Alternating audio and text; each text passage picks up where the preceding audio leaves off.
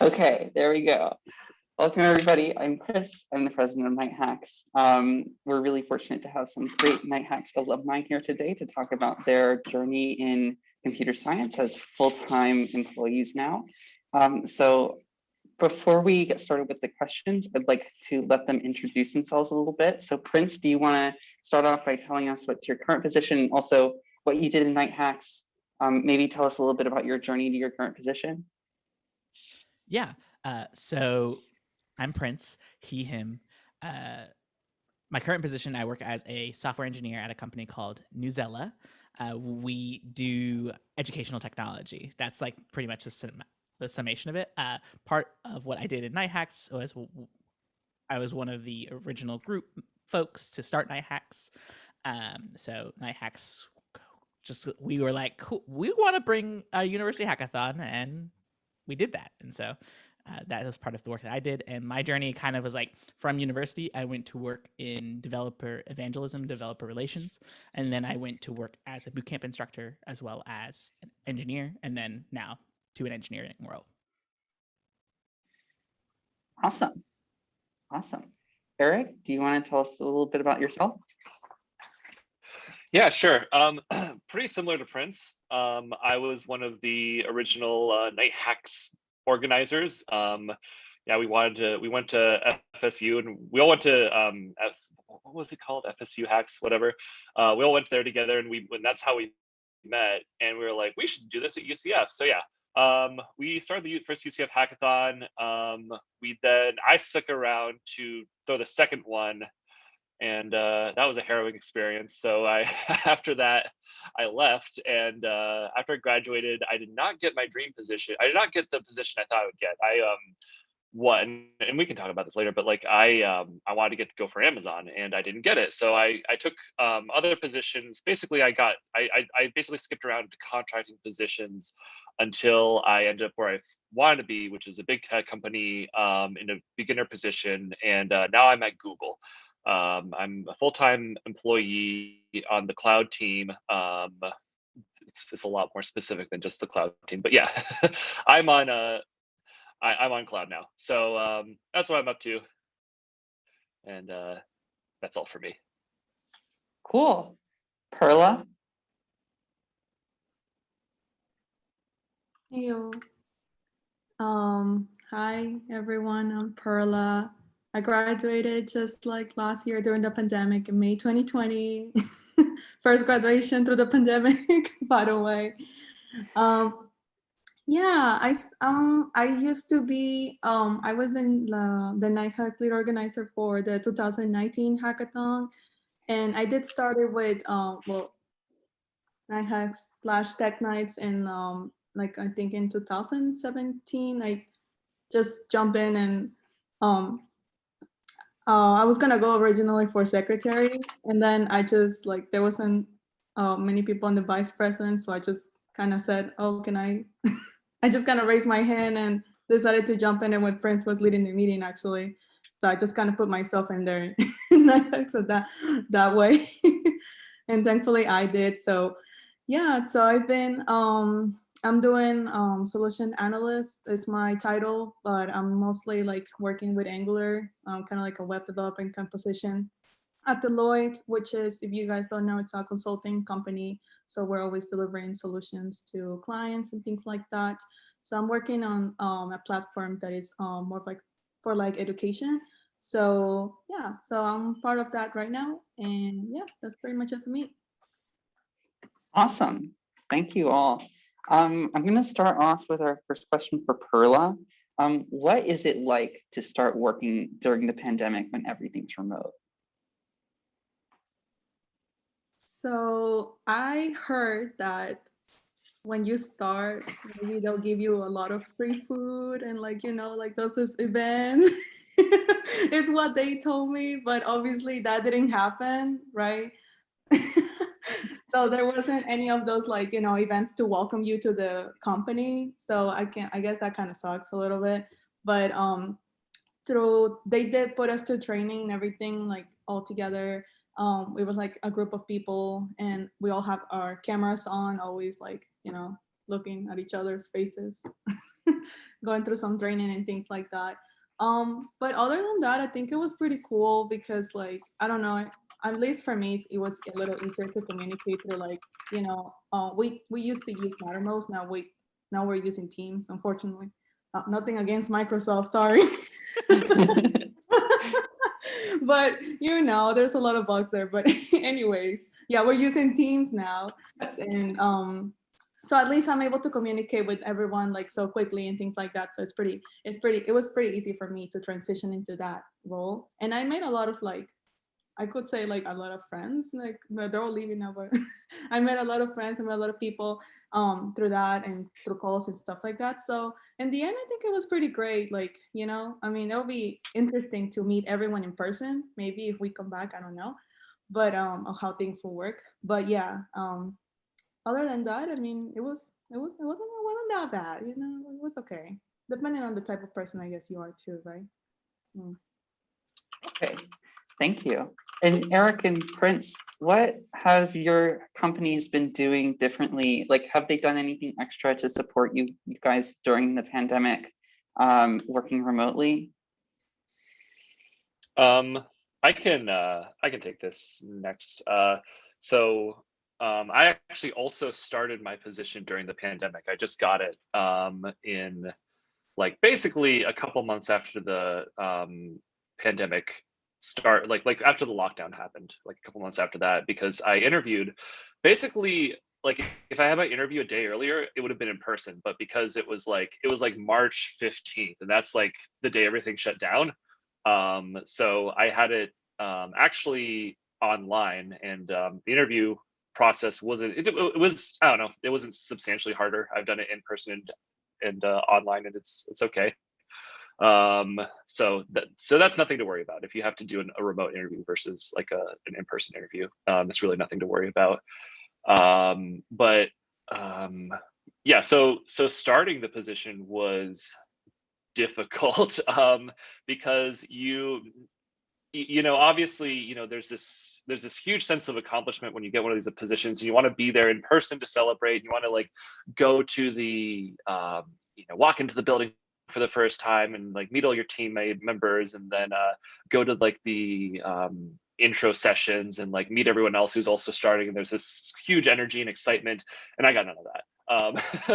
I just was basically in my room alone, going through all this, and I just like had to watch pre-recorded versions of like what those intro sessions look like. And so it was so for many different reasons it was just like the experience was lacking in some ways. And then so starting the position, so when I actually started doing work for the position, it was substantially harder.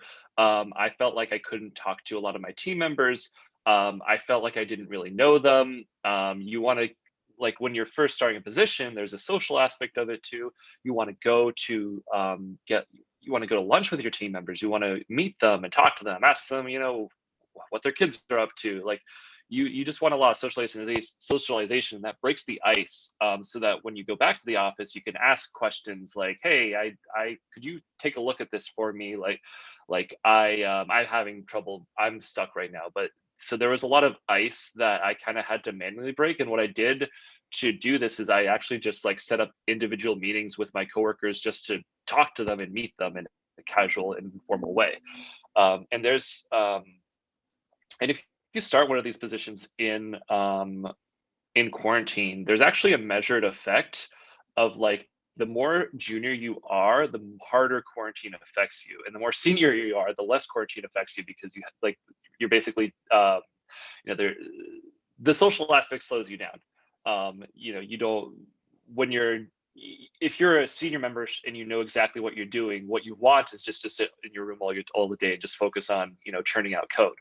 But the best thing and don't feel like you can't reach out to don't let this fact like stop you from reaching out to senior members.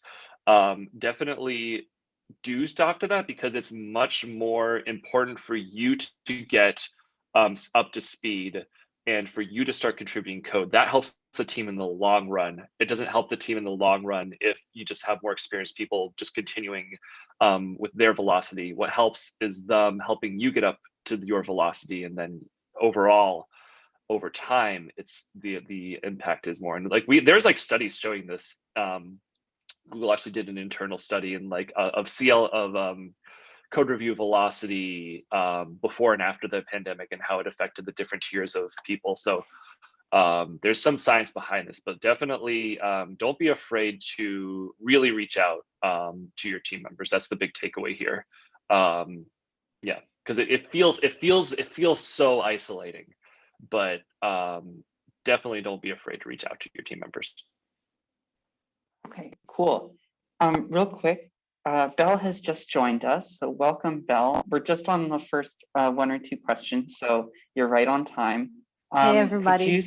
Could you start out by introducing yourself, saying what you did when you were a part of when you were at UCF, a part of NightHacks, and also what you're currently doing today, a little bit about your journey. Sure. Hi, nice to meet everybody. Sorry, I joined a little bit late. I had a meeting at work. So my name is Belle, and I just recently graduated from UCF this past summer, actually, in 2020. Really excited about that.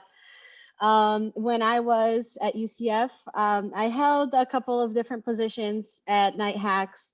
I helped organize hackathons in the past. I have been secretary, social media. I did vice president at one point. So really love this club, really close to my heart.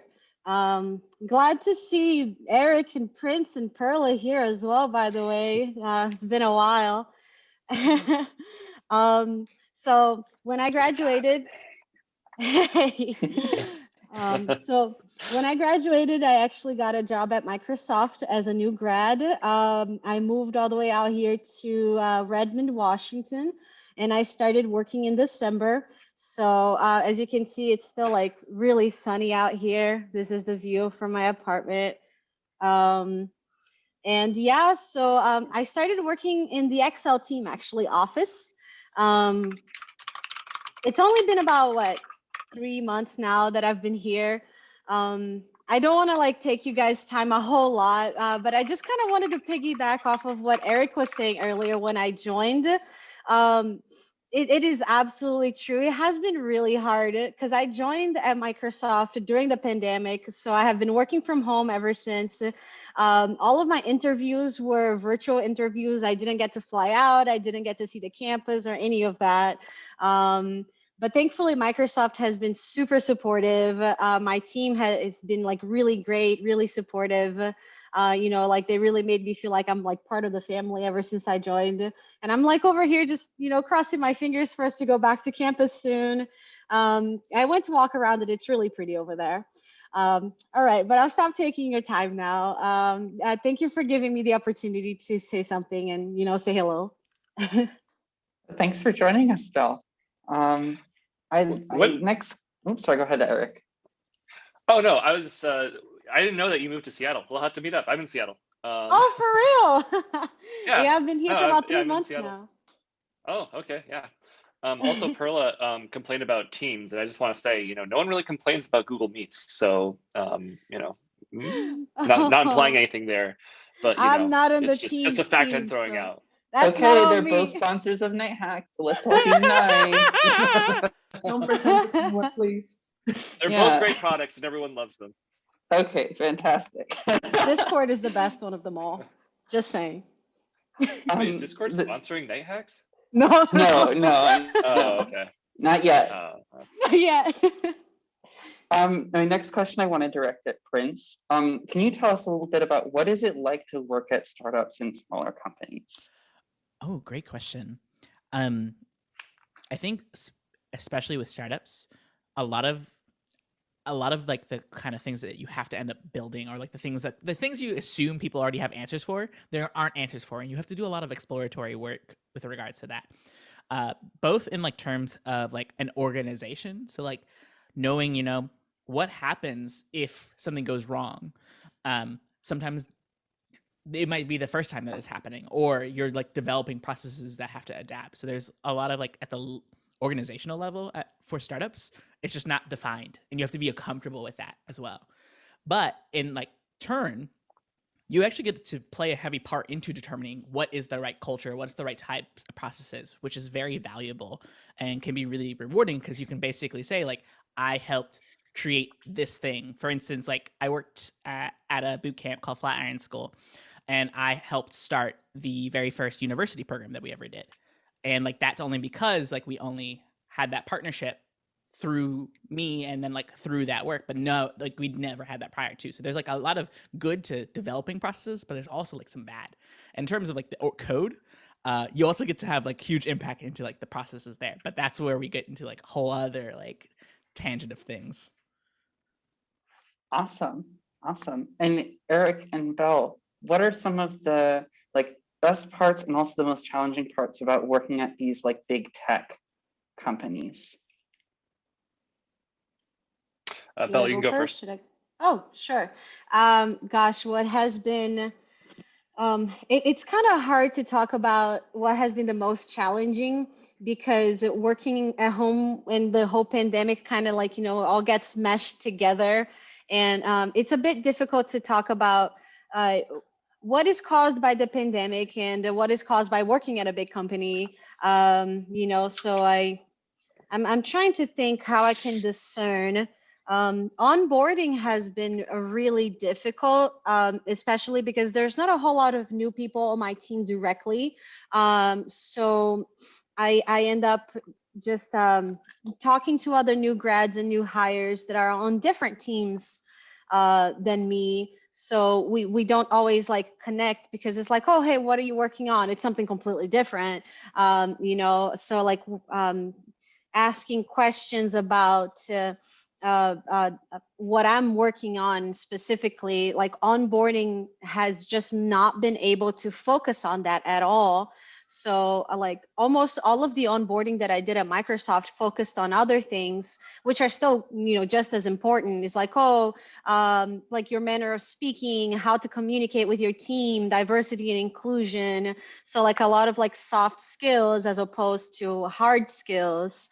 And those things are all really important, of course, but at some point, like I did start getting a little frustrated because I was thinking to myself, I need that kind of like technical help in order to get started and do my job well.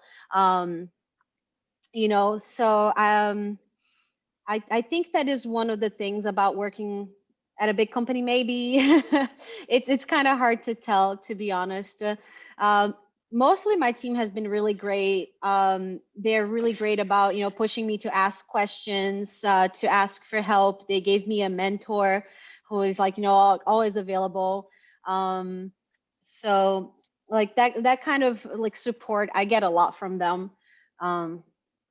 So yeah, I'm gonna let Eric talk a little bit and maybe I'll come up with something else later on if I can remember it. Yeah. So what it's like working at a big company. So yeah, I think working at a big company is pretty great if you're starting out, because likely if you run into an issue, is likely that someone has already run into the issue and has a solution for it prepackaged. And this is a benefit and kind of a this is a benefit and a deficit, right? Because on the plus side, you get everything handed to you, you get all these solutions handed to you, but on the downside, you don't get the experience of building these things yourself, and your velocity is expected to be a lot greater because you're basically taking the hackathon approach of just taking what's already out there and wiring it with what you're working on already. So you so this can definitely be a blessing and a curse. I think for people who are just starting out, I think getting into a bigger company is what you want to do.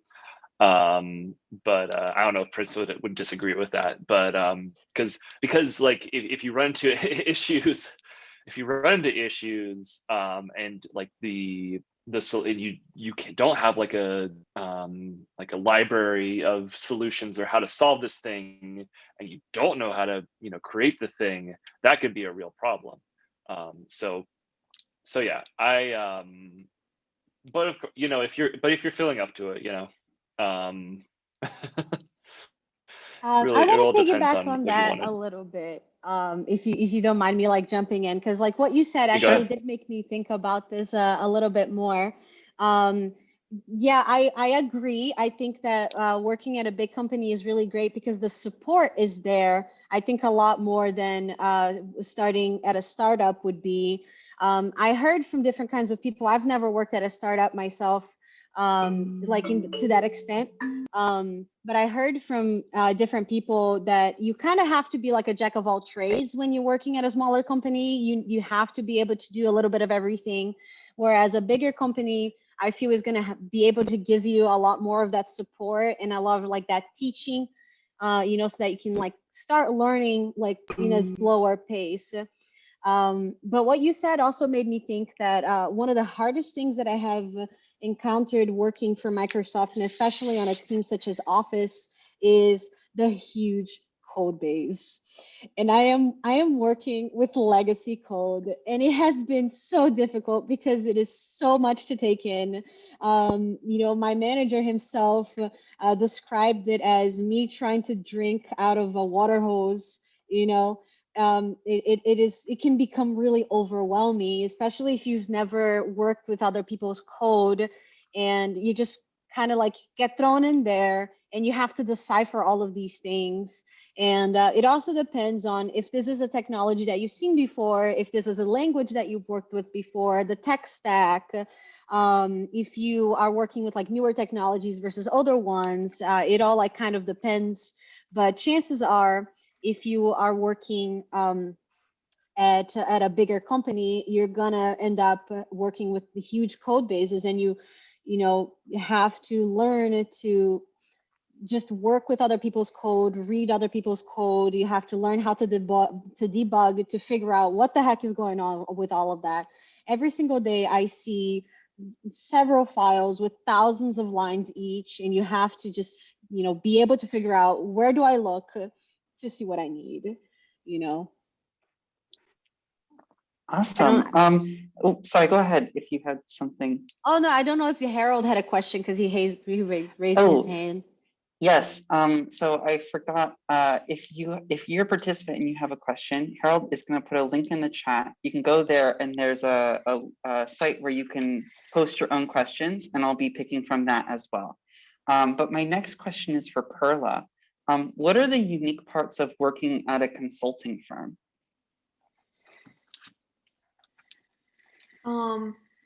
So because it's consulting and it's like different clients, it means different kinds of projects.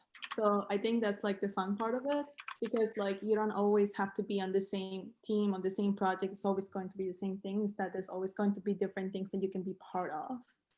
So I could be working on this for maybe a year, and then maybe another one, like in a contract or something. And then after that, I might want to maybe work with something else. Maybe I want to do something different with backend or something else, or um, so I can switch different projects and things like that, because there's different clients, different projects going on at the same time. So I like that about that, because you're more free, I guess, in that sense.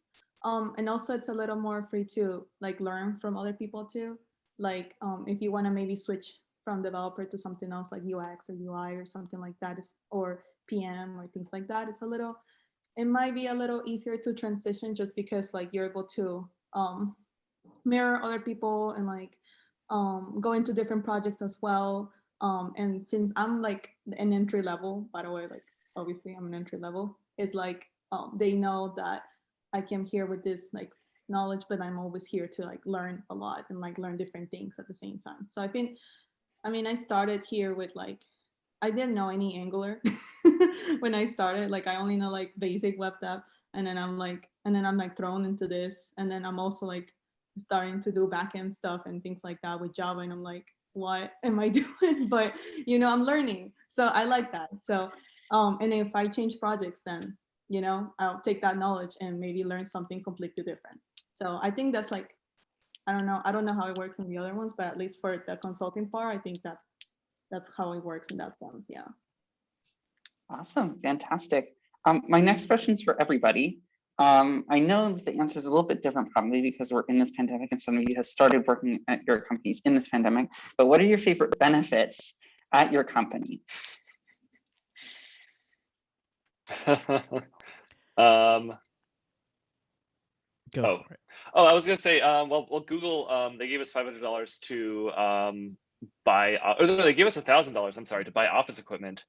And then, so when I got this job, I just moved to Seattle, so I was buying a desk anyway, and I found out after the fact that it was being paid for by Google, so that was really nice. So I got like a really cool desk set up, and then they gave us like some extra days off over Christmas, and then they're giving us more days off, like they're giving us more days off now, and also $500 just for whatever. So yeah. That's That's pretty pretty awesome. cool. Yeah, Can that's a really PS5 be considered office equipment? Just asking. Ooh, maybe. I have something to say about that because Microsoft has something very similar. We have this program called Perks Plus. They give us $1,200 a year towards, like, there's so much that you can claim from it. You know, like you think that it's like office supplies that are covered, but they have like this huge list of things that they let you just oh, do you need new running shoes? They can give that to you, like ergonomic stuff, a chair, like equipment to go snowboarding. They buy it for you. And you know what I was able to do, like, you know, exercise stuff as well, like anything that's like health related, mental health related, financial health related, they let you claim it. So the latest thing that I bought with my Perks Plus was the Nintendo Switch game. What is it called again? The Ring Fit that has like the ring and you can work Oh, out whatever. nice. Yeah, so paid for by Microsoft. So Absolutely that's love that. a really great perk. And I also wanted to add another huge perk for Microsoft is the health benefits. Um, I'm really glad that they're so great. You know, everything is covered for me, including they're huge on like mental health. If you need, you know, sick days, mental health days, take care of yourself. You know, Microsoft is like really supportive when it comes to those things. And they also gave us extra days this year.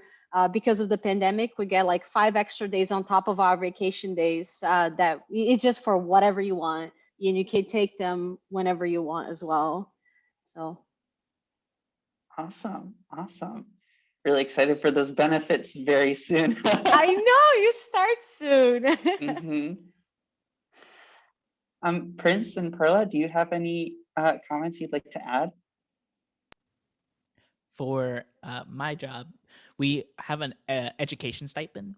So like a big part of like our philosophy, because we're in educational technology, is like making sure we can figure out how to better everybody. And so like bettering yourself, not necessarily just into like the direct, like you are a coder, so you should take classes on like languages and all these sorts of things, but also really focusing on like what makes you your whole self. So a lot of people take this education stipend to do things like learn a new language, practice a new skill, such as like playing an instrument. One of my colleagues, she takes violin lessons through that money, and it's really great to see that we support people really being able to grow in the ways that they want to be able to grow, and also they can spend it on things that help them grow like into their careers. That is really awesome. Yeah, in my case, just kind of piggyback on what Belle said, like wellness also, like big in Deloitte. They do give you a stipend too that you can spend like on, you know, things related to your wellness or things like that. Recently it was added that the console of the Nintendo Switch is actually part of the wellness. So I did buy with the stipend Nice. the console. So I didn't have to buy any games or wellness with it. It's just I love everybody being able to. I'm a big, you know, just like let's take advantage of capitalism. yeah. Animal Crossing is actually therapy, so of course that game should be covered by, you know, wellness benefits. Right. It's better than therapy. Not better than therapy. That's not an official statement by a Google employee. Just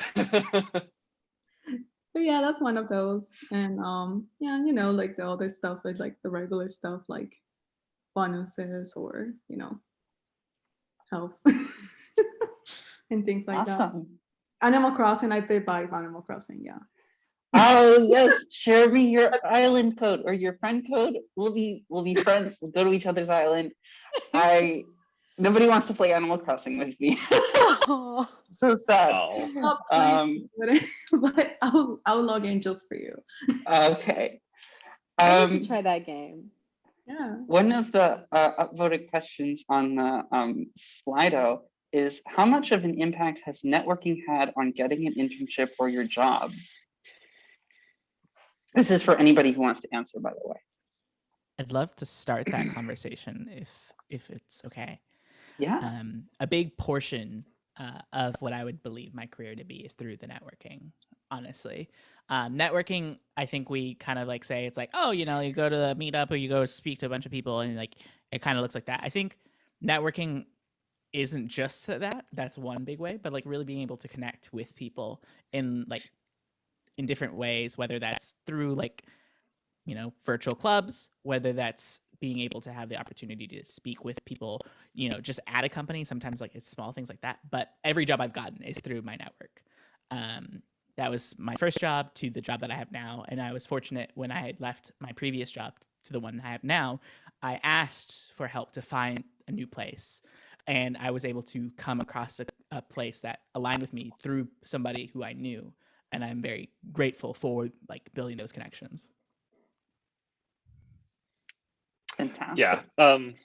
Yeah, networking's super important. I got the job that led to the job that I currently have through networking.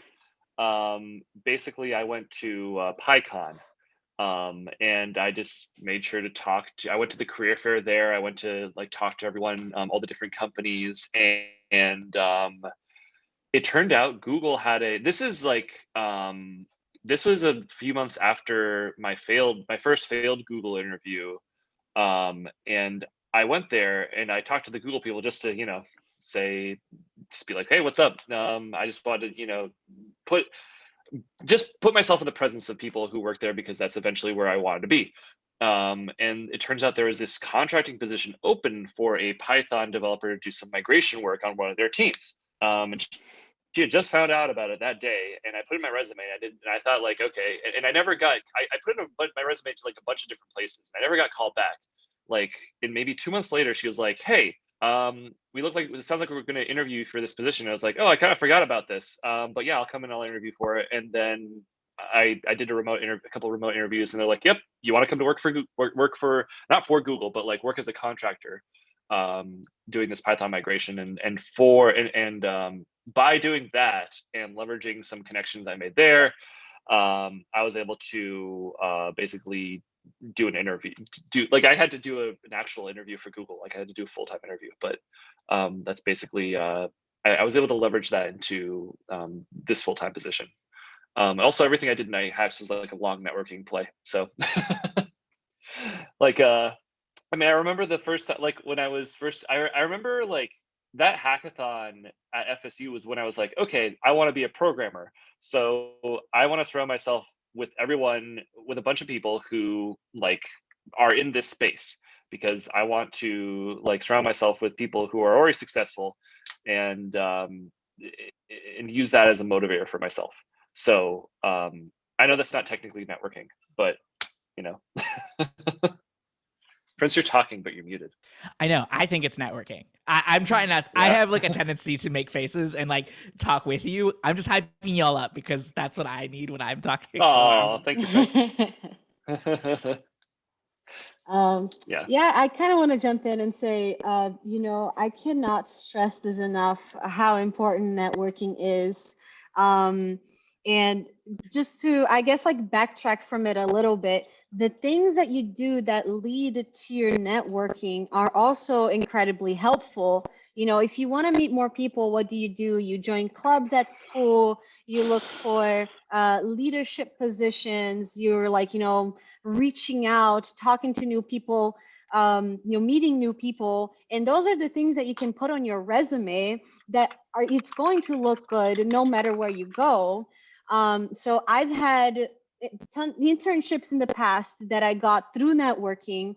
And even though like with Microsoft, it's funny, I could apply to Microsoft and I didn't network to get the interview that got me into Microsoft, but everything that I had on my resume that helped me, network and meet people is what they loved to see.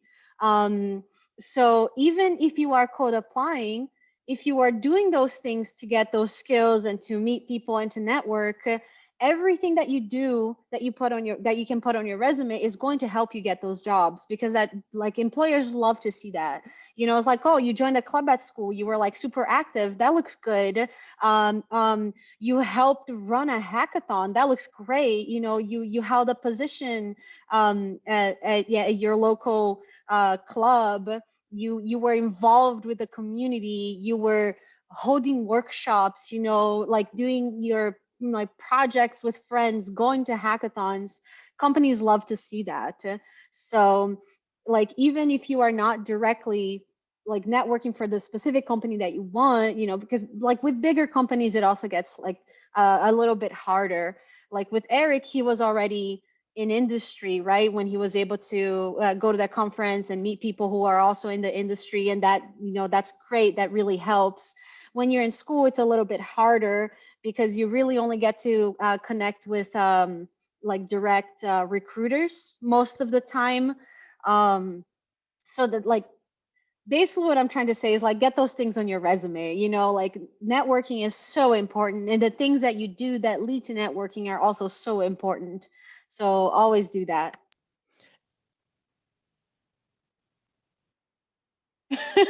So I'll take this moment to remind everyone to please ask questions on the Slido. I just posted the link again. You can post anonymous questions and upvote others if you want to see one of the questions covered. Feel free to direct questions directly towards Belle, Eric, Prince, and Perla. So yeah, I just want to remind that. I'll be posting the link periodically on the chat. Awesome. Thank you, Harold. Perla, did you want to add? Yeah. I used to think networking was like putting, like, there's like those networking events and things like that, and just like talking to some random human, like hoping that they will like you enough, right? And I don't know. Very much.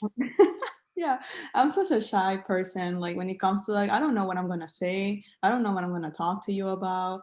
Like, you wouldn't even remember this conversation. And I know it can be a little intimidating when you're talking to someone who, who's new. But I think there's something that I did find in the end, like, instead of like just thinking like, oh, this is the set of questions that I have to talk to you. It's more, I guess it's more about like, I'm actually interested, in talking to you and having an actual conversation. And like, I'm not just gonna ask you a question and then hear your response and be like, okay, I'm like thinking of the next question.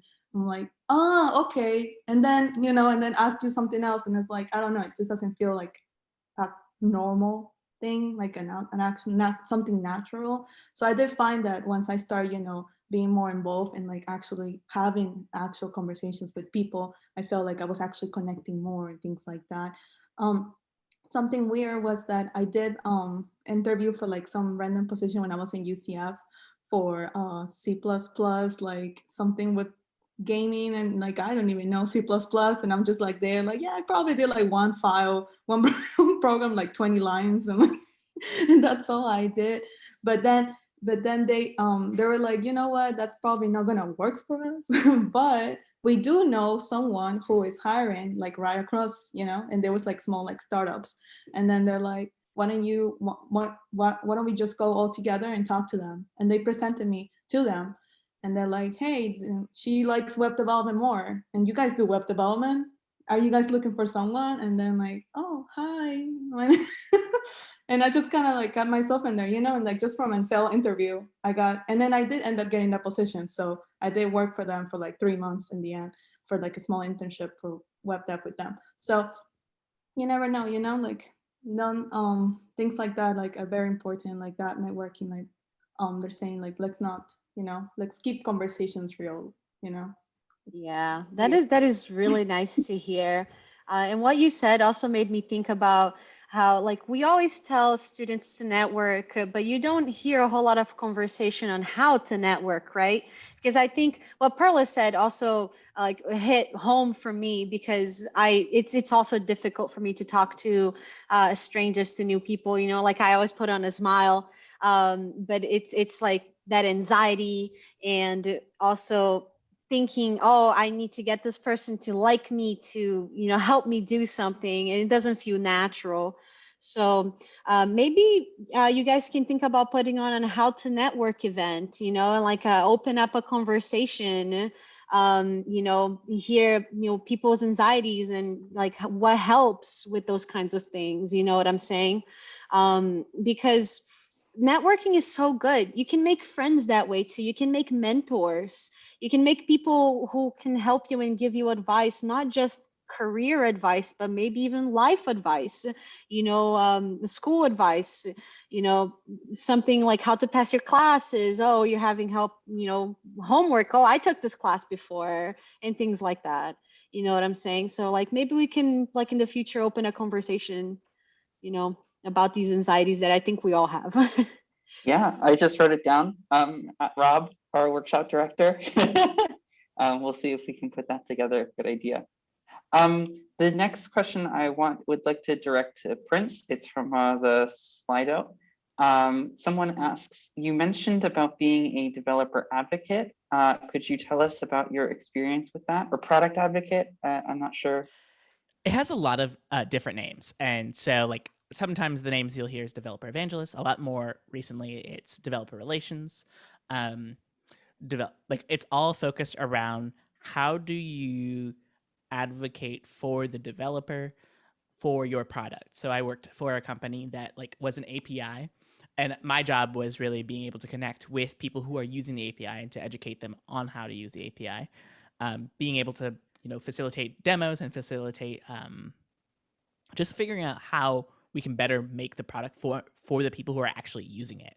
And this person is a very good person. Yeah. Like I would say like the biggest things that my job is to be able to communicate what are the pains, what are the delights that everyone can have with regards to our product, and then bring that back to help direct the product as a whole. And in the beginning, when I started that job, I started that like directly out of school. And that was helpful, but also harmful in terms of like, we talked a little bit about like pains, and like this was at a startup. And I think that's like one piece of advice I would give is like something like that sometimes comes out too early for a startup. So it's really important to think about like, what do you want your career to look like over the journey? And you don't have to specifically do those skills only in that job. And I think that's what I kind of learned out of that experience, is being able to take the skills of like public speaking, being able to write blog posts, being able to create demos, projects. I like got to build out my resume by doing the job. Like that was fortunate enough, because like they were like, oh, your projects you're working on. Like, well, here are all these projects I've been building. Awesome. Awesome. Thank you. Somebody else, this one got upvoted. And this is for everybody, what is one thing you would have done differently in your path to your job? So that kind of ties in with what you were just saying, Prince. Something you would have done differently. What? I'm sorry, I missed that. Something that you would have done differently in the path to your current job. Oh, in the past. I answered a Reddit question that was very similar to this in the past. So I'm gonna let somebody else take this one, because I'm gonna look this up now. Just to add on to what I had said, I actually think I wouldn't change my path, because it led to the pathway that I'm on today. I think that that's something I've come to terms with, is like, I'm a risk taker. I'm willing to do things that work for me here and now, as long as it aligns to the future that I want to go to. It may not be the direct future that I'm going to. Like, I wanted to be a software engineer. I wanted to work at Microsoft. I wanted to work at Google. And I've been rejected by them plenty of times. I've decided that's just not where I want to be. I've also figured out like that's okay. Like there are jobs in different spaces. You don't have to work at a startup. You don't have to work at a company like Microsoft and Google. There are other companies also that exist. And I think that was really hard for me because, you know, all the people around me were working at these bigger companies and people still continue to work at these bigger companies. And that's just like, okay, like it's fine. Like everyone has their own journey. And like, that's what I kind of wish I would do better, is recognize like my journey is just different. Yeah, so I'll take this next one. Yeah, so I remember when I talked about how I like didn't get my dream job out of college, and I now recognize that was probably a good thing, because if I had gotten it, I would have been woefully unprepared to do the job I would have needed to do. Like I just wasn't ready at the time. I think, I mean, but I don't want to say like, oh, you know, I do nothing differently, because I don't know, that's not like actual help. But I mean, okay, I think like a good one takeaway here, to piggyback of what Prince was saying, is like, you know, recognize that whatever path you do end up on, don't live with regret, and just understand that like, you are where you are. You got to where you're at for a reason. And so try to appreciate your own personal journey rather than like constantly look back and be like, oh man, I wish I did this differently. I wish I did this differently. Because that's basically what I've learned. Like I used to do that. I used to be like, oh my God, I can't believe I, you know, missed that opportunity. Like I'll never get it again. You know, it's just really sad. Like I guess, yeah, because I did, like when they asked the question, I was like, man, I don't even know what I would do differently. I guess, okay, actually, no, I do have a good answer for this. What I would do differently is I think I really rushed into my first position out of college because I didn't get the position. I was not expecting to not get Amazon. So I basically took like the first thing that came up after that, and it wasn't a very good position. It wasn't in the city I wanted to be in. It wasn't like, I wish I just was willing to be more patient and was willing to interview around rather than taking like the first thing that came my way, and be willing to say like, okay, well, this isn't like where I want to be. Like, yeah, so just, yeah, I guess my answer to that was just like, have some patience and don't feel like you need to rush into something. You can wait until a position comes along that is right for you. Awesome, that's great advice. Oh, Perla or Belle? Belle, did you find your Reddit post?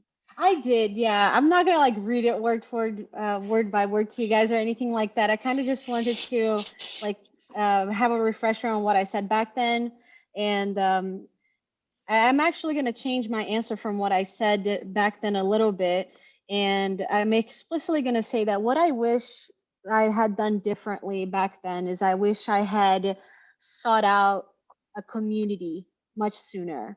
Because like looking back at it, when I first started at UCF and when I first started coding, it was so difficult for me. I had actually never even seen code in my life until I took Intro to C. It was a completely alien world. I hated it. When I first took it, I failed that first class. It was an Intro to C honors class. I failed it. I thought to myself, I'm never going to work with code. Why do I need this class? Because I'm a math major, by the way. So like they make you take Intro to C and at least CS1. And my mentality at the time was, I'm never going to need this. Why are they making me take this? This is such a useless class. But I had to push through it because I wanted to finish the degree. And I had such a hard time in those classes. And there was not a lot of help at UCF at the time. The biggest club that we had at the time was Hack UCF, and they didn't really do a whole lot of coding. It was more like cybersecurity hacking stuff I wasn't really like super interested in. But I really wish that I had sought out more help, more mentorship, like even like formed study groups in my classes. I should have done that more, because there came a time when I decided that I wanted to try more coding. I had learned C, And at some point, I was like, you know what? Let me take Intro to Java. Let me just see how this goes. And I liked it a lot more. It was like a lot easier for me. But like even at that point, I still only had my classes, you know, and my teachers and my immediate peers. So I'm gonna like add a couple of things that I said on my Reddit post as well. I wish that I had spent more time doing research on my own, spent more time learning and actually practicing solving questions, you know, reading more about the subjects that I was interested in, because a lot of that time I spent feeling stupid and lost because I didn't even know how to learn. You know, now that I have a little bit more experience, and I know where to look and what keywords to search for on Google. I wish that I had known that earlier. And how do you even get to that level of knowledge? Like you don't know how to learn, you don't know what to look for. You find out through community. You find out through like meeting other people who are doing something related. You know, like mentors that can help you figure that out. And I spent a lot of time, I wasted a lot of time just trying to do things on my own and like learn on my own. And it makes it a lot harder, you know, trying to like um, reinvent the wheel because there are people who came before you who could give you this advice, who could tell you these things. You don't have to do it all on your own.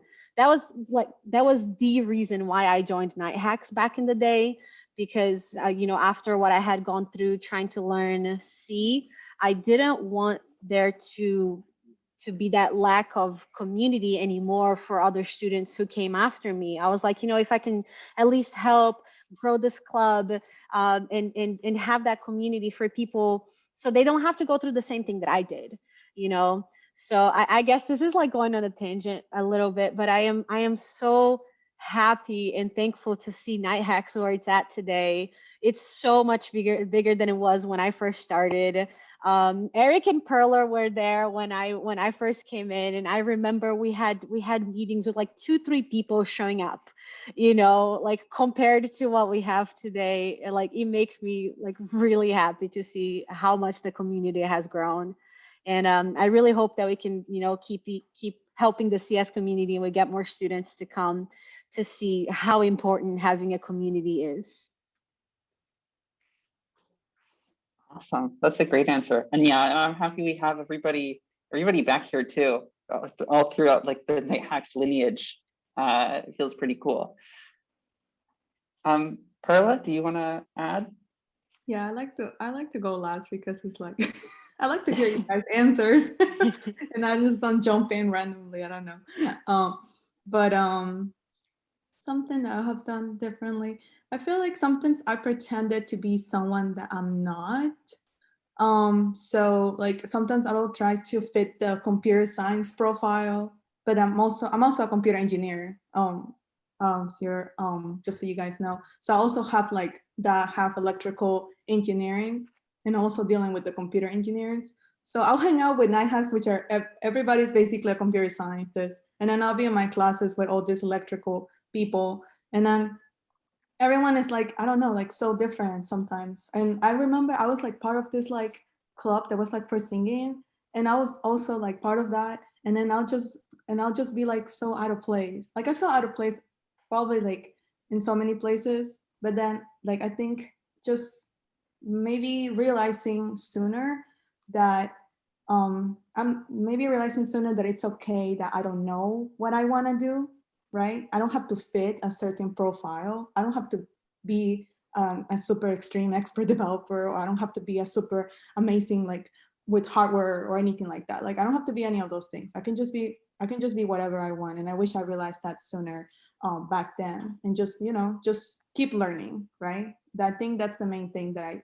I wish I could take back, is like just focus on learning. And I keep doing that even now. Like I have my job, but I still like I want to learn UX UI, for example. So I'm like I'm taking a course now on that. So that's what I want to start learning, and I want to stop that. So I guess not focus too much on like fitting a certain profile is what I would say more than anything. Awesome. Oh, somebody just asked, Perla, what skiing club? What? Somebody asked, Perla, what singing club? Oh my God. Okay, so as soon as I went to community college first, and then I came to UCF, and I'm like, the only thing I know how to do right now, because I barely knew how to code or do anything, I know how to sing, and I'm like, I want to be part of this a cappella group. Obviously, I failed. I failed the audition, so I did join Glee Club. So like it was like this, like singing and dancing at the same time. I don't know. It just wasn't my jam. In the end, I'm like, I wanted to escape because I just didn't feel it. You know, like I like the people were nice and everything, but I don't know. It just sometimes you just don't feel like, sometimes you feel out of place and you realize that, and then you go somewhere else and you feel like you're, you know, you're in your zone, you know, you're here. And so yeah, that was the club that I joined in the beginning. It was a little insane, but I did get to sing. You can find me on YouTube. Ah. If you put my name, you will find me. I'm really happy that you, like, everybody shared like their things that they learned, because like I definitely was fortunate and privileged to have those opportunities, like where I found my sense of community. That was what inspired Night Hacks. Is I wanted that sense of community. I wanted that sense of things, because programming was also really hard. My professor told me I should switch careers in my intro to C class in the beginning. So that's why I was like, I never want someone to feel that way. That that's is just- absolutely awful. crazy. I am so sorry that happened. it happens. I mean, to be fair, someone told me to switch. My first major was physics, and my professor told me to switch, and that was the right decision. I Yeah. just wanted to prove them wrong. And I did. Here. Yeah, but if you're in computer science, obviously stick with it, because you know this career is much better. Like, it's better than physics, that's for sure. Oh, somebody asked another question for Perla. What is it like, and I guess other people can answer this too, but what is it like to go and plan an in-person hackathon? I'm a freshman and I've never done one in person. Like planning a hackathon. Yeah. Well, from my experience, I mean, I came in and Eric was there. So I was able to be part of like with somebody else who already did it before, like the first time when you guys did it the first time. So like that was the second time. So I was able to learn from them, from Eric, and like, you know, just help out and just be part of it. With we were together with Chris. So after that, unfortunately, like everyone left. So it did feel like we were starting from zero at one point, because like just not because of like the transfer of knowledge or anything, but just because like people that already worked with it before were leaving. So we kind of had to like learn again, had like to deal with the club and like actual responsibilities, and also like figure it out, like all the sponsors and things like that. And I could see how much struggle we had before too, and we still had struggle, and there's always going to be a struggle there. But I think the thing that hurt us the most from starting up until like now, it was the amount of people that were helping out. Because like in the beginning we probably didn't have as many people, but as we start growing, we start having more different positions to fill in, like, you know, like workshops or socials or things like that. We start having more people to help out, and that's I think that's what helped out the most. And just I was in a position in which I had to make a lot of decisions too, but I did try my best to let the other team leaders to make their own decisions and figure things out. But in the end, it will run through me, and I wish maybe it would have been a little more like authenticity for them to figure it out instead, and maybe like the lead organizer should be focusing more on the bigger picture. But I think we did build like a very solid foundation, you know, from there until now. But I mean, I I did have some help at least, and like have some experience from previous organizers, which I'm going to leave the people who actually started it now to talk about that experience. Yeah, you guys you guys did a really good job carrying the club forward. I just want to say, like, I think about this like all the time. I'm just like, wow, I'm so lucky that you guys joined on, and like I'm so happy that, you know, Night Hacks is in the hands of like such competent people, and it's been real joy to like be able to step back from it and to watch it keep growing. Yeah, you guys have done such an incredible job. Seriously, hats off to you guys. But what's it like to plan an in-person hackathon? Well, oh man. Hey Prince, how fun was it to plan the first one? How not stress inducing, and how It requires a lot of geez. just pivoting. I think that's what I've come to learn with hackathons, is that every time you were like, oh cool, like the plan is going in action, all the way from like sponsorships, you're making the sponsorships happen, even to the day of planning a hackathon. You have to be very flexible with regards to how things happen, and thinking about like what do you really need. I think our first one, you know, we learned a lot, we made a lot of mistakes. I think the thing that obviously haunts me every single day is not writing the playbook down of how to do what we did, because that's the fault. Like that's just like carrying the torch, I think, is the hardest part of a hackathon, in addition to the actual hackathon part. Yeah.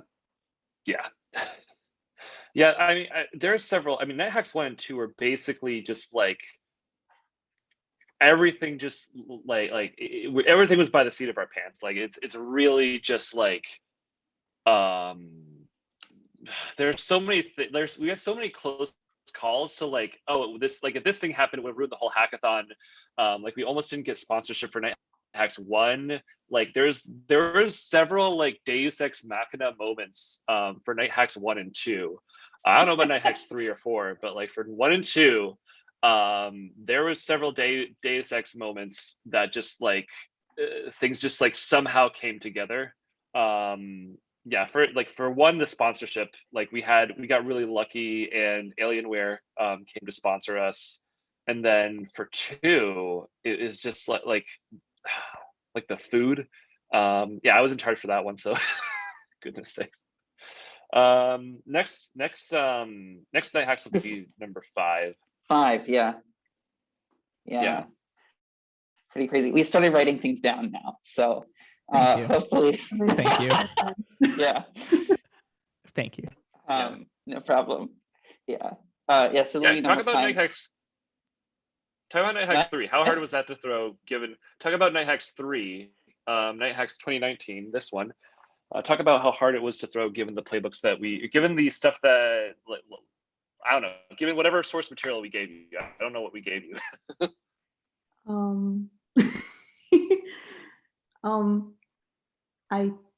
I don't. As soon as I knew I was going to be in the position randomly of being the lead organizer, I think the first yeah, it was so random. It was like, oh, there's no, we only had like, I think like 4 people or something, that like, I think it was like a few people that like Zach and like Fulton, and then Chris would and then me, and then we're just like, like what are we gonna do? But I think the first step was the sponsorship, was like the main thing that we wanted to focus on a lot in the beginning. I think that's when we started like focusing more on that. And we did have like a whole year though. Like we did it like 2017 in October, and then in our case we did it like in 2019 still. So we tried to take more time so we can actually like see if we could plan more and things like that. But like I think the sponsorship was like the main thing that we wanted to focus on way more, like getting as much money as we can so we can spend it on whatever we want. Essentially was like the main thing there. We were very lucky to find people who will be with us, like Marco. I don't know if anyone of you guys know Marco, but he was pretty helpful, and Brian as well when they joined. they took like these leadership positions as well. So like, and we all met just like, oh, we're just recruiting for people for night hacks and things like that. So I think the main thing here was that having a lot of people, that's what helped a lot in the end. Responding to your question, Eric, it was like having people, like Brian literally took everything like about all the website and all the technical stuff and the web dev. And I'm like, I don't want to know anything about it. Brian, figure it out, please. Find your own team, figure it out. And then he ended up doing all of that by himself. And then Marcus like, I'm just gonna do all sponsorship. And then we start finding more and more and more people that took responsibilities. So, and then but we didn't fill out one position, and it was the purchasing person. Like literally as soon as we were literally approaching the day of the event, I'm like, I'm in this position in which I had to also do all the purchasing and stuff like that, and like quotes and get all of that. And I'm like, oh my God, like I'm going to freak out. But oh my God, like I don't know how, but this person just came in randomly, and I'm like, Andres, you're going to help us now, right? I just basically just say like, you're going to help us now, right? And like, and then like, I mean, I don't know, you're going to help us now, right? On Night Hacks, you know, you're part of a family now. And then and then just like literally in a month before the event, that's when we start doing all the purchasing and stuff like that. It was insane. Everyone can complain about the cold pizza. I think that was like the main complaint, right, Chris? Yeah, because the Lazy Moon forgot to cut the pizza, or the pizza supplier forgot to cut the pizza. So then they sent employees with pizza cutters, wheels, to come cut the pizzas. Oh God, I remember that. Oh Yeah. Oh my god. my What? God. Yeah, What? that happened. That's not the first time. That's not the first time food bit us in the. Hey, Prince. Tell us the Taco Bell story. Come on. Oh no, we're No? fine. We can continue to Bell. What do you have any thoughts No. about Come hackathons? on, you can't throw this at me. You have to now. No, we don't have to even bring up the Taco Bell. It's fine. It's fine. Here I'm like, I planned the virtual one. I'm like, food, what's that? Oh yeah, it was a lot. It was a lot easier with the virtual one, but I also had a lot of fun with the last hackathon that we had. To be honest, it was difficult because Virtual it was like yeah. Oh, yeah, the virtual hackathon was really fun. I was there. It was really fun. Y'all did Yeah. great with that too. It was Thank you. my last hackathon at UCF. So I really wanted to get as involved as possible. I know everybody worked really hard at it. I don't really have a whole lot of comments, to be honest. I mostly took care of the Discord, which was our main chatting platform, like the bot. But kudos to everybody else who also worked on it. Awesome. I'm gonna ask another question. Somebody asks, what is the favorite project that you've worked on at an internship or your job? And somebody else asks, what kind of personal projects do you have? So let's just talk about, I guess, our favorite projects, personal or work related. Well, my favorite personal project is the Discord bot that I wrote for the last hackathon, which also ended up being like my own personal project that I was like kind of just like playing around with. I was like, oh, what kind of fun commands can I write for it? And I feel like it was the first project that I really felt like, wow, I can do this. I went through the whole thing from start to finish, starting from scratch and actually getting something that other people are using, that it's working, like putting it on the cloud and seeing people use it every day makes me really happy. That's definitely my favorite project. I have a workshop that I did talking about how to write a Discord bot. It's up on the YouTube if anybody is interested on it. That's my dog. But yeah, love that project, really close to my heart. I talked a lot about that project at my Microsoft interview as well, and they really liked it. So projects are really important. Do them.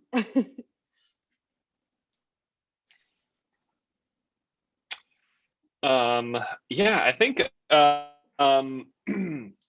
my favorite project I've worked on at my job was probably one of the first projects I had complete ownership over was my project at Home Depot. I basically had to write this. I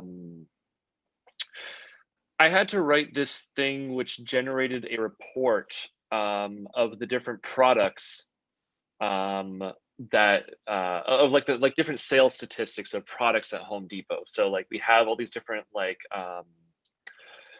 all these different categories of items, and you want to be able to like run a report on like gutters or something like that, or run a report on like appliances. And like there's several different levels of granularity that they wanted to be able to run a report on. So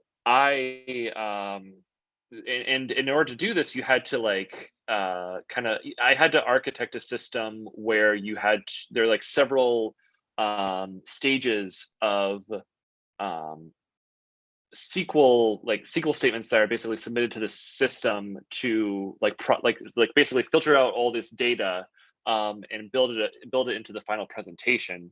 So that was fun because I got to use a lot of it was fun to because I got to use a lot of GCP's tools, a lot of GCP's tooling to parallelize a lot of the processes. And I was able, basically, this is a script that existed for Home Depot. We basically had to translate to run GCP. And it used to run, when we first got it, it took like 8 hours to run, but we got it down to like 1 hour by just like parallelizing everything. So like it used to just run completely in sequence. But that was a really nice job. That was like the look on, I'll forever remember the look on everyone's face when like I was able to tell them like we'd gotten it down to 1 hour. Because we had, like the first time, like when I first wrote the script, I got it down to like 3 hours. And at the time, like I took a long time to write it, and people are like, why are you taking so long to write this? And I'm like, I'm doing this my way because it will make further development easier. And then like a month later, after I'd finished the first version, I was like, okay, version 2, it now completes in an hour. And this is why I took so long on the first iteration, because I had this entire dependency scheme I had in mind in order to parallelize the data as much as possible. So that's so like, damn, okay. So it was nice vindication for people who are like, why are you taking so long? So that's probably my favorite work project. My second favorite personal project is I crashed a U-Haul into a building, and I had to write an auto pay bot to pay off that debt. So it's also in Google Cloud. Are you serious? You actually crashed a U-Haul into a building?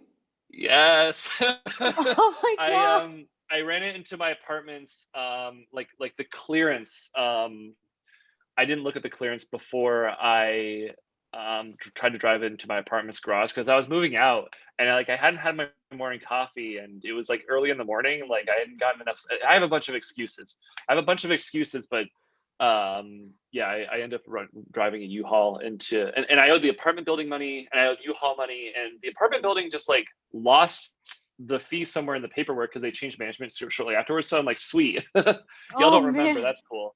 Holy moly. And then so lucky. yeah, they just forgot about that, and then U-Haul is like, yeah, you can pay us back in $50 increments, but we don't do auto pay. You have to like log into this website every time. So I basically wrote something to like basically enter my credit card information into this website once a month. Nice. I just don't even have to think about it. Yeah. You made your own automated payment system. Yeah. Yeah. So It's yeah, if you can, wow. it's like I'm pretty sure I'm setting everything in plain text. So if you find out where my apartment is and you sniff my packets, you'll probably, or no, I'm sorry, it's in Google Cloud, so it's very secure. So I stand behind my company's products. Yeah. Very nice. Awesome. That's a story to tell. Wow.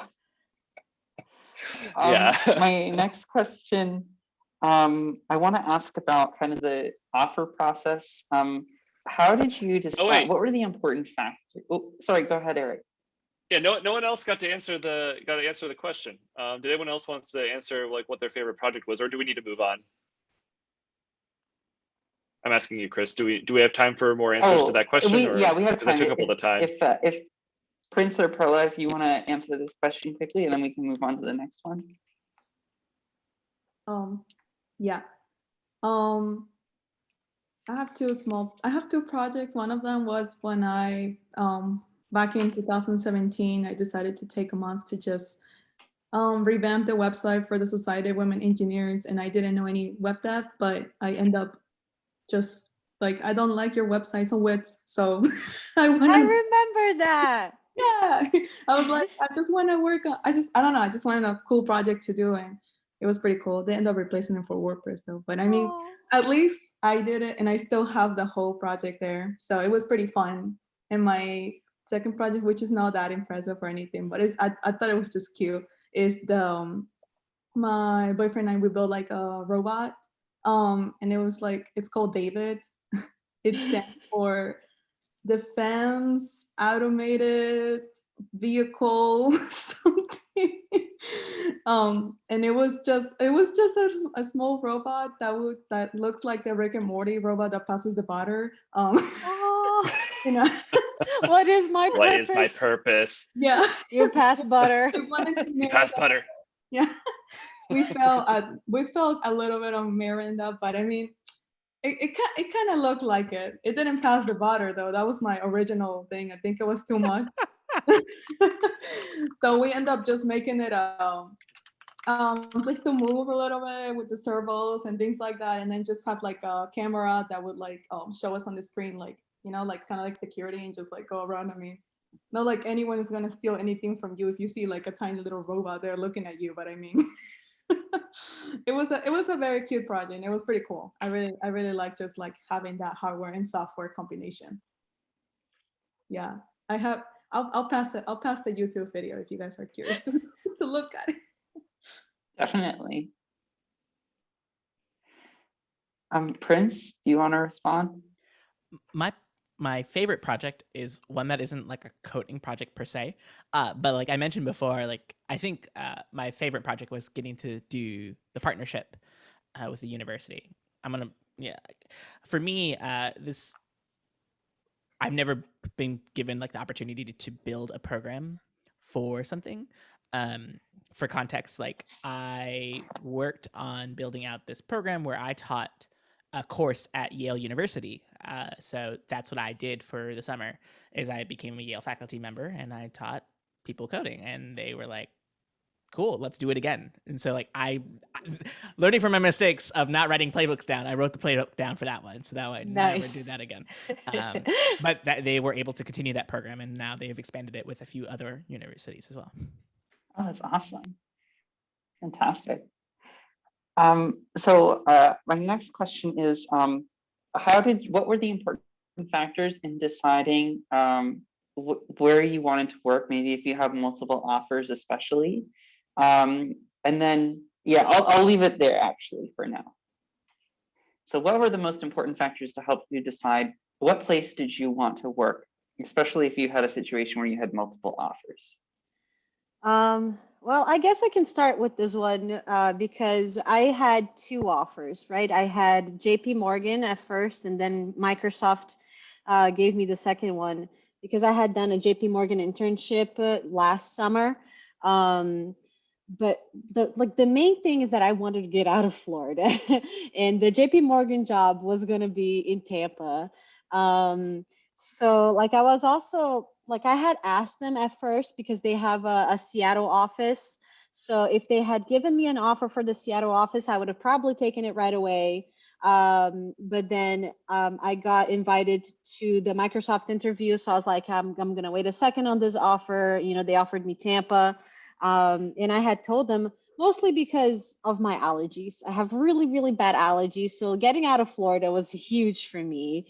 But there are also other things that you want to consider when deciding what company you want to go with, like what are the benefit packages, what are the things that are important to you personally, like um, uh, compensation, total compensation is not the only thing that there is to a company. You got to think, is this going to be a good workplace for me? Is it going to be a match with the culture? And it's always hard to tell with big companies, especially because it really comes down to the team, right? But you can do your overall research, so like for me, for example, I also I got to the final round of interviews with Amazon, and I decided to drop it. I didn't do the last interview with Amazon because I just felt like he wasn't going to be a good fit for me, and like, yeah, they're a great big company. A lot of people are like super excited about working at Amazon. But like at the end of the day, I just kind of like, I stopped and I thought, like I was looking, I did my research, I did my homework on all the companies that I was interested in. JP Morgan had a really good culture. I loved working there. But ultimately, I saw myself at Microsoft the most. Like I read all about their culture, which is like about giving back, like helping empower every single person in the world. They're like, if you come to work for us, we also want you to like be a mentor to others, be uplifting others, diversity and inclusion, which is like huge for me as well. So those were the main things that ended up influencing my decision to go ahead and take Microsoft ultimately. Awesome. Awesome. I can go next. Okay. When I was graduating, I had 4 offers, not from big companies or any like tech big companies or anything. They were from like the one I'm working at right now, Deloitte, and then I had Deloitte but from Nashville, but I didn't want to live in Nashville. And then Accenture was from DC, Washington DC, and then another one. I don't remember where it was, but so I think the biggest factor there, definitely location is a big factor. I thought about maybe if I would take the Accenture one, I will be able to live Florida because I kind of wanted also to live Florida maybe. But then I realized that I really like the warm Florida, and and also like 3 hours away from my parents, and every now I can also see them as well. So I figured that maybe I could stay here still for a while, and see where I go from there. So I think in the end, part of it was benefits too, I guess. I mean, part of it was there too. The salary is a big factor too for many people as well. And but I think the biggest one, just like I felt like since I did internships with them, I think like the culture fitted with me more.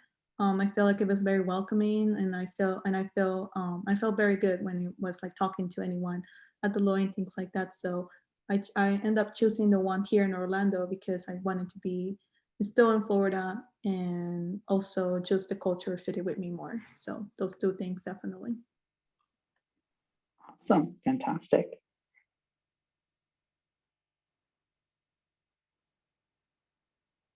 Prince or Eric? I Eric, can you've go. unmuted yourself.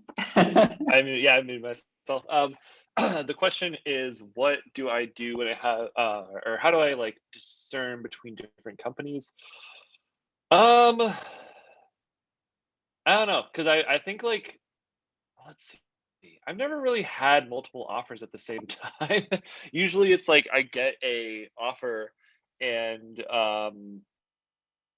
yeah, just like to like it's not like it's not like I haven't done rounds of interviews before, but like when I have done rounds of interviews, I did like Facebook, Amazon, Google, and like I did like a bunch of like big tech companies all at once, and then I didn't get any of them. So like something like that happens. And then the reason I mean, I kind of had like a I think with this past position, right? I mean, I told the story of how I got it. And I was already contracting at Google, so I thought I do want to like get a full-time job at Fang, but I have a leg up at Google, so let me try here first before I like put in a bunch of effort and go through all these interviews, because I don't know, I didn't really want to go through all the interview process again. Like it's kind of exhausting. So yeah, I guess it's fortunate that it's kind of fortunate I haven't had multiple offers on the table. But to answer the question, I think that you should go to the place where you feel like you can get the best personal growth. Go to a place that has something that you're has something that you're excited to work on, because that's pretty important. Yeah, make sure that you're a good culture fit for the place. Make sure that the place is willing to invest resources in you. Because not every company does this. Some company is just like, well, you can figure things out yourself.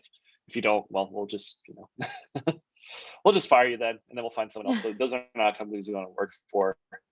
Yeah.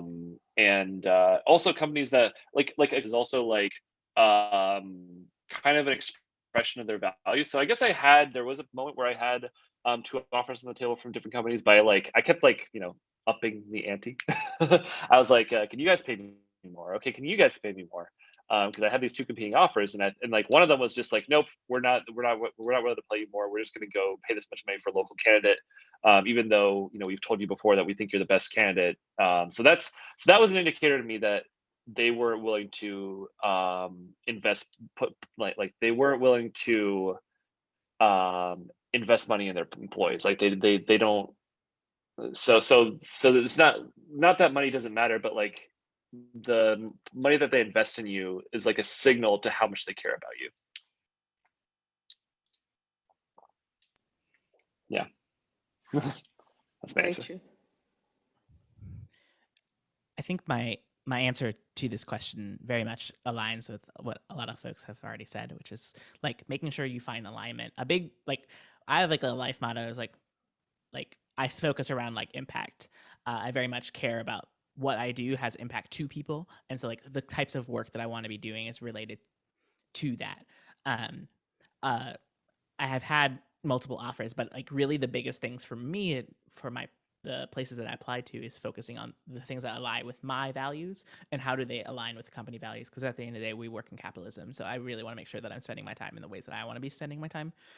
It's really easy to take on work for the sake of work, but it's also really hard because that at least was to my core. I made a mistake of joining a company that didn't align with my core. We built something that I think I'm going to say that we built something that we did misuse, and that's something that I learned from that moment then and there that I don't want to help build. And so that's why I really think about what is it I'm building? How is my actions actually helping? How do I think about those sorts of things? And in addition to that, because that comes from its own sense of privilege, is how do the benefits help? How are they investing in their employees? How are the people who are already there looking? How long are people staying? Are there people like me there? Are there people that aren't like me there? Those are the things that I think about with regards to the offers. I think a lot more about the people because I have to go and do the work for them. How do they help me grow?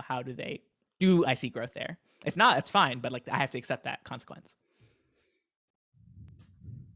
Awesome. That's a great answer. I really relate to that actually, because I've worked at a defense contractor before, and I was like, I don't feel like I align with this product. And no, I'm glad that I don't have to work at one of those anymore.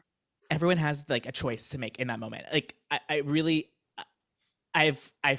used to be like, oh my God, why would you work at these companies? But I've also realized there's a lot more context to that answer. Sometimes it is you need to make money to support people. Sometimes there's a lot more things to that. I hope that people can find the work that aligns to them so they don't have to choose that. But that is a very real reality. I have one more question. I want to remind everybody real quick, if you have a question, make sure that you put it in the Slido. And Harold, could you please put that link again? Because I'll make sure to read those. Another question I have is, how do you have any recommendations for negotiation once you have an offer? Having gone through this recently, my advice, by the way, to everybody is always negotiate, because by basically asking nicely through an email, one email, I got more money. So like, just do it, just do it. Yeah, I'll jump in here. Yeah, because I'm gonna say I made that mistake and I regret it so much. So don't make the same mistake I did. Because I was so excited about Microsoft. I just went ahead and took it. I didn't think it through. It was a really sweet offer as it was, but then I ended up finding out afterwards that I most likely would have gotten, something more if I had just asked.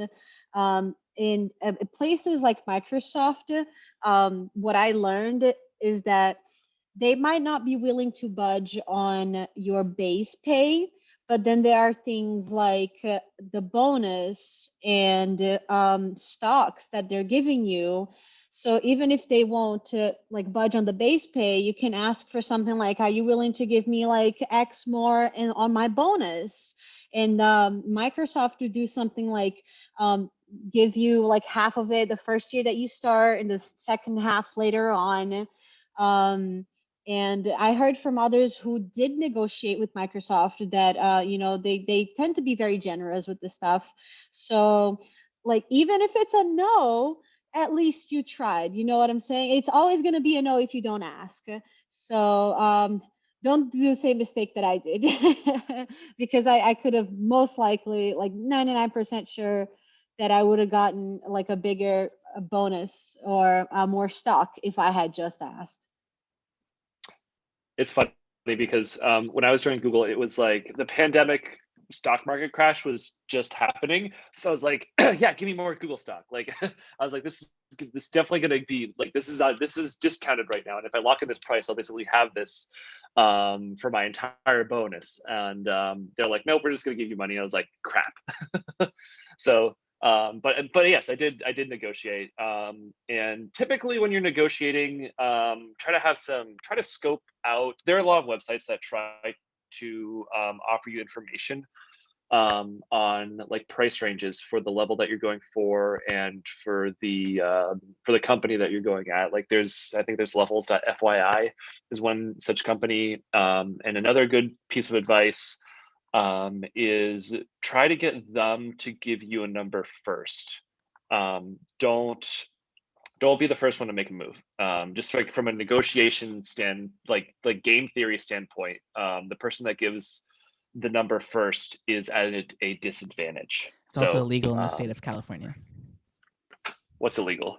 To ask for a number first, like to ask what your current pay is, because like some people will be like, give me a number, and they're like, no, you can't. You don't have to do that. Yeah, that's bad. Interesting. Just a quick comment that I have. Yeah, there are like lots of websites that have like pay information, like they aggregate data and stuff online. But a couple of these websites can be a little toxic. So just like be careful. Like, if you're like reading people's comments online, don't take things at heart, because there's like a lot of people who have like really this toxic mentality out there about like pay. And it's like, oh, you should always be asking for more. Oh, you should never take an offer that's like less than whatever a year. I don't know. I don't go on those websites a whole lot, but the internet can be a very toxic place. So, take things like that with a grain of salt. Try to go to your immediate community. Yeah, I wasn't going to say the name, but, Blood is one of the toxic ones, one of the more toxic ones. Try to go to your immediate community, people that who have just graduated, like smaller communities who tend to keep it more real about things like that. Yeah, blind is very toxic. Actually, I don't be misled. I said it's a little toxic. It's actually like very toxic. But you can get good information. Just be prepared for a lot of negativity, because it's like, just think about like all the stuff that people think to themselves, and like this is basically like you couldn't say this in real life with your identity attached to it. So you're just attracting people who have to say something under the conditions of anonymity. So just please take it with a big grain of salt, but it can be a good resource. Also, are we wrapping up soon? Because I do need to go soon. Yes, after this will be the last question. Cool. Sorry. Nothing much for me. Same deal as Belle. I should have negotiated probably as well. But you know, for the next thing, I will do so. I'll take your advice, guys. Yep. I've done negotiations. I think to Belle's point and everyone else's is that like the base pay it sometimes is inflexible. Like maybe they're like you only get this much. I think there are other mechanisms you can always be able to pull. If you know that they're giving you a stipend, you can always ask, is that flexible? You can ask for things like vacation days. Some companies will offer vacation days, more of those with just an ask. And to the point before is that the most important bit is to ask. They will not assume. They will want you, like you have to ask for what you want. And I think that's really uncomfortable, but it's also important to recognize like you have that possibility, and it's better to ask than leave it unsaid. Yeah. I mean, if they gave you the offer, it's because they want you, right? And they think that you are capable to do the job. So it's important to like know your self-worth as well. I appreciate the thing in the chat as well, Alex, as far as like sometimes people or companies will kind of rescind their offer because you asked, or like they're just like inflexible. And like everyone who's told me this have later learned that that place was not like the right place for them to work with, because they ended up not being like very comfortable for them. It's not to say that you shouldn't at least ask, but I always be wary of people who are kind of like, oh, you asked for too much and like you can't have this anymore. I've never heard of a company doing that, but if any company does that to you, that's probably not a place you want to work at anyway. Yeah, like a big company like Microsoft or Facebook, like any FANG, they would never rescind an offer because you negotiated, right? If you want to like, and don't feel bad for these companies either when you're asking for more money. Look at how cash rich these companies are. They have like billions and billions of dollars in the bank. Like, don't feel bad at all when you're asking for more money.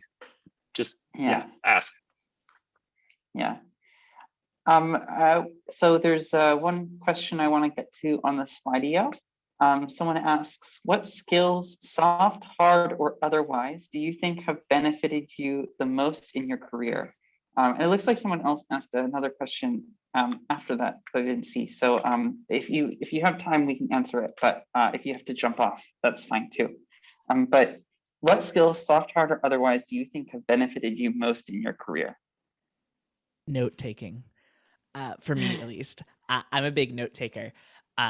Now, actually was terrible at it in university. I have nothing from that memory of university, which is a skill. It's a time and place you can actually be really good at practicing it. And it's like not just like I'm writing down what the professor is saying, but more so like translating it into something that is meaningful to me, and how do I draw my connections. I definitely underutilized that skill when I was in university, and I've come to learn, also being a teacher, how important that skill is to learning how to code and how to master new things.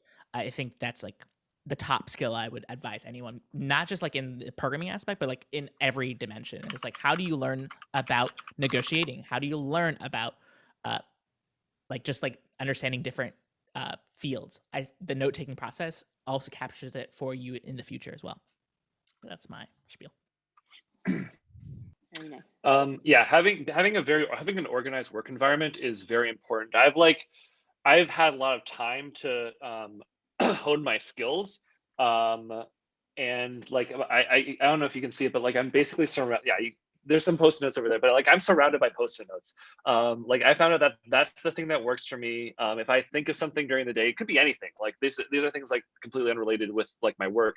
If I think of something during the day, I just write it down in a post-it note, and I know that at some point I'll see it, I'll get to it. It's very important to like work with your brain and mentally unload things so that you can focus on your current task at hand. You don't want to like, you work as a queue, don't work as a stack. Like as soon as some new work comes in, you don't want to like drop everything you're doing and then switch over. You know, be a queue, not a stack.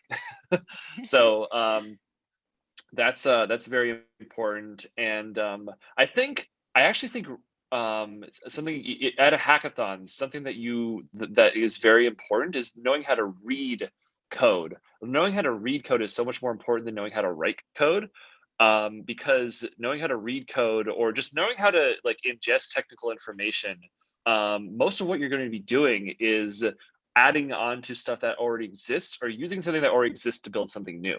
So very few times you're going to be like, okay, I need to write quicksort from scratch today. I've never done that. But that's all your classes prepare you to do, is just like write tiny little things from scratch. But taking something that exists already in the world and making like extending it, that's very important. And also, like if you come into like a new position and like you're at an internship, that's also a good time to optimize your workflow. So like I at Amazon it was my first internship, and like yeah, the job was hard, and like there was like a lot of like technical things I had to learn on the team, but I also started learning how to use Vim in that time, because that's something you want to start learning that stuff. Like you're not as high pressure. It's gonna be harder to pick that up later when you don't have as much time than when you're just first starting out and there's not as much pressure to deliver results. That's when you want to like learn, like, because it has a learning curve, right? So that's when you want to like learn how to do stuff like code editing, but also take that with a grain of salt, because I think that internship would have been better if I had taken my other advice, which is like learning how to ingest technical information, because I feel like that's the thing I should have been focusing on. So do the thing, but maybe not. I don't know. Use your own judgment. You're welcome for the ambiguous advice. But I actually have to go. You said really Okay. good, great things there. Yeah. Thank you so much Thanks for joining us, Eric. Really appreciate it. Thank you guys so much for hosting this. It's so good to be able to see you guys again. Chris, let me know when you're going to come to Seattle. Yeah, definitely. Yeah. I'll see everyone. Bye. See you later. Thank you so much. Bye. Eric said a lot of good things, and I wanted to piggyback on some of that, but I guess I'm going to go ahead and answer the question now. I think the main skill that I found was really important for me to learn was adaptability. And I know that this sounds like a cheesy a buzzword that people just throw around, but like there's really something to be said here. I've had, several internships, and now I'm at Microsoft, and every single time I had to learn something new that I had never touched before. And adaptability is so important, and especially in tech. There's so many different things that you need to know, and you never know what you're going to work on next. You always need to be ready to learn something new, to learn a new language, to learn a new tech stack, figure something out that you just didn't know before. And on top of that, there's always something new coming out, like technology is always evolving. And this is a hard industry to be in, because you can become obsolete very easily, right? So you have to be on top of your stuff. When I started at Microsoft, I was put on a team with a tech stack that I had never touched before. I'm coding in C++. They're not even using Git. They're using a really old source version control called Source Depot. I don't know if you've heard of that. Prince is over there making faces. So it's a legacy thing that Microsoft made. They're trying to move away from it, but Office is such a huge code base, so it takes time. So I really had to learn to kind of I had to stop and be like, wow, this is completely alien to me. I had worked on things like Java. I had learned Spring in the past. I knew like servers and like how to put up a website. That was the stuff that I knew, you know? So like it really took me by surprise. And you kind of have to like learn to be quick. So Prince, you were talking about note taking, and I kind of want to tell my experience about that just a little bit. I like note taking was really huge for me in college. I thought to myself, oh, writing things down by hand is the best because it helps me remember more. But towards the end of my degree, I found that that was taking so much of my time, and the results that I was getting from it were dwindling. I was taking, like higher level, really hard math classes, and trying to write down every single thing from the textbook was just holding me back.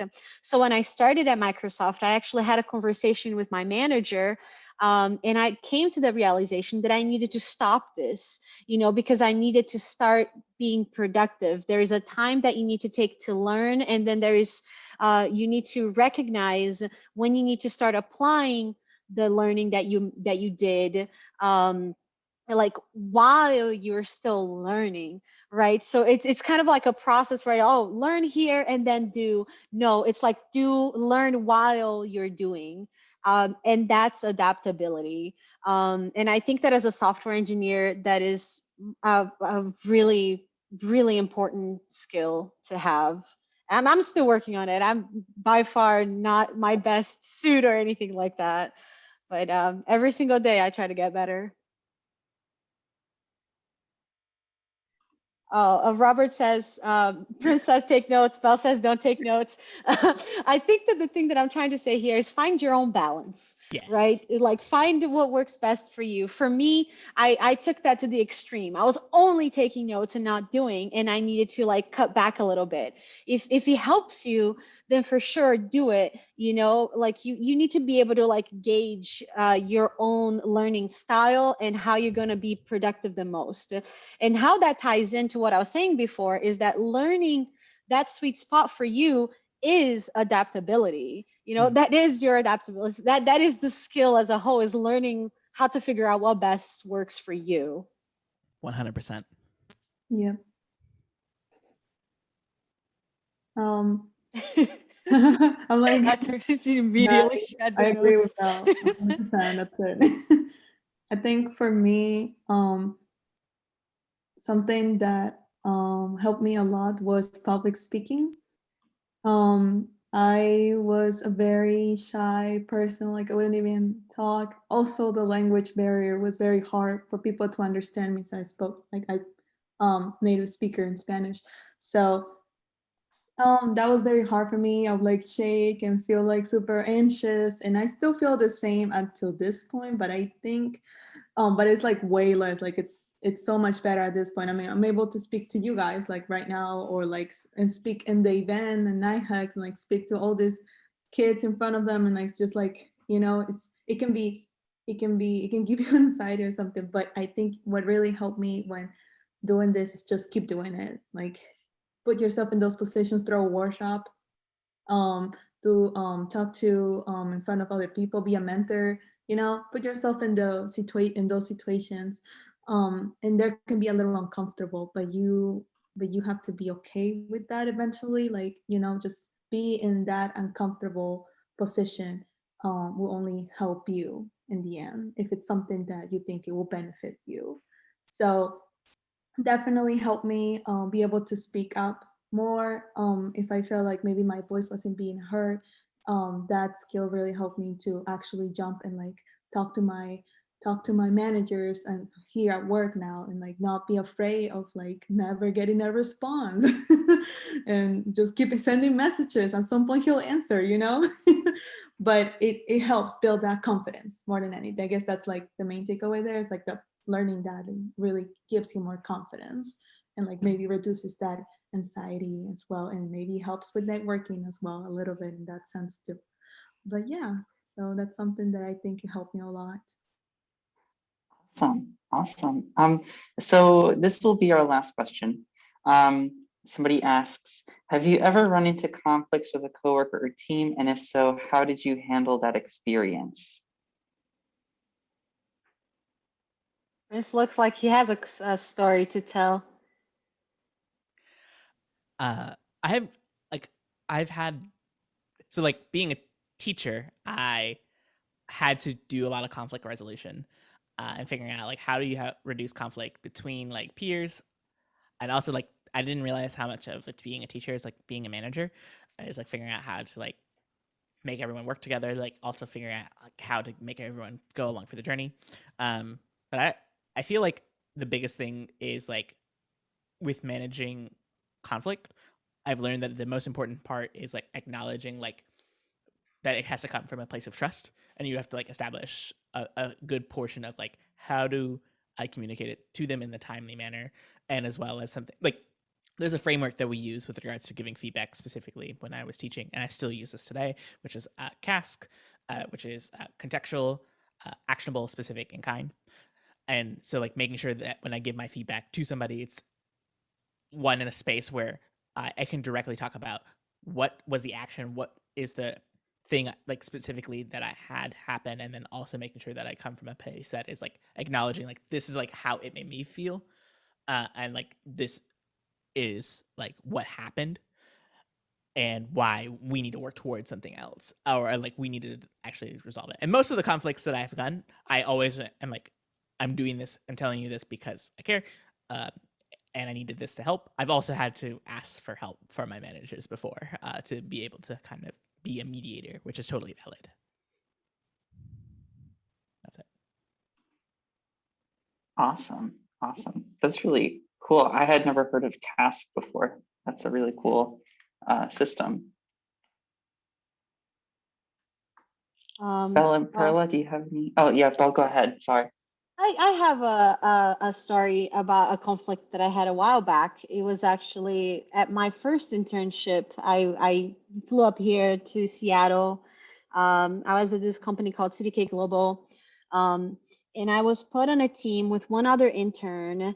And it turned out that he had a little bit of anger issues. So in the beginning, it was really uncomfortable. I remember this like specific scenario where like we had to like do a mock for the page that we were building. We were building like an internal page for the team, and it was just a mock. So like he had put a couple of things on it already, and then I went and I changed a couple of things that I thought would look better with some buttons or whatever. And then when I went to show him, he yelled at me. He was like, "No, no, no, what are you doing? Why are you changing this?" And I was like completely taken aback. And I was like, "I didn't save it. It's you can totally undo it if you don't like it." And then like he stopped for a second and he looked and was like, "Oh, that's actually really good." But it was kind of like that. We had to work together on this project, and he had very, very little patience, and it was very difficult to work with this person. And I could tell that he was trying, and it was just difficult for him to not get annoyed and irritated. So, like, at some point, I went and I had to sit down with our manager. After work, I was like, I don't know how to bring this up with you. This is like really difficult for me. I don't want to make this into a big thing, but I am feeling uncomfortable. Like he lashes out at me sometimes. It's difficult to work with him because I never know if I'm gonna touch something and then he's gonna like explode at me. I don't know if I can keep working with somebody like that. But at the same time, I told him I don't want you to escalate this. I don't want to make like a huge deal out of it. I don't want this to be a huge thing that's just going to make it worse. So my manager helped me with that as well. He gave me a couple of pointers, and ultimately he kind of we were still in the same project, but he gave us different tasks. So he ended up working on the front end, and I ended up working on the back end. And then at the end, my manager made sure that he was always there to help us bring it together and connect both our parts of the project. And in the end, it turned out okay. We finished the project in time. We were able to do our presentation and show the rest of the company what we had made. And I could tell that throughout the entire internship, he was really trying, like to get a hold of his anger issues. So like I don't fault him or anything like that. But like at the end of the day, it was an uncomfortable situation, but I feel like I learned from it, because I feel like no matter what, at some point at work, you're gonna end up in a situation like that. You're gonna find somebody that it's difficult to work with, or that you guys just like, butt heads, or you just, don't connect with, you know. So it was a good learning experience for the future. Sometimes you just try to work together with the person, try to get like a third person in who, is seeing the situation from outside looking in. But yeah, so that's one of the experiences that stuck with me the most, because it was like probably like the most difficult one that I had to work with. Wow, that sounds really difficult. Good for you for really taking charge of the situation and getting help also. Yeah, asking for help is actually a big thing, because like a lot of people, they're scared, right? I was like, oh, I don't want to say anything about this. I think women especially, like we're like, I don't want to make a big deal. I don't want people to think that I'm just like causing drama for nothing. It's really difficult. It was especially difficult for me, but like in the end it paid off. It definitely reach out to somebody that you trust, reach out to somebody that you can have a talk with, like bounce ideas off of. Very, very important. Perla, do you have a response? I really don't remember if I ever had any conflicts with anybody, to be honest. But if I've ever had like any maybe small arguments or something like that in regards to maybe how something's working, like something regard I get along with everyone. I mean, I'm just here, I'm just chilling, but I'm thankful that maybe I don't think I've had those kind of conflicts, but little disagreements maybe is like the main thing. The main thing would be so just keep calm and be humble, very very humble as well, and always be respectful. Will be like the main thing for me. Like I will never just get and be like, like this is not how it's supposed to work or anything like that, but more of like, hey, I mean, I think this is actually how this logic is working. And then we'll take a look at it again and they'll be like, okay, yeah, you're right. Just taking it very calmly. It's and those little like small disagreements and things like that that will help me a lot. Awesome. That was our last question. Thank you all so much for joining us today. It's really great to see everybody again. And thank you to everybody who submitted questions. I feel like we all learned a lot today. And thank you if you're watching online.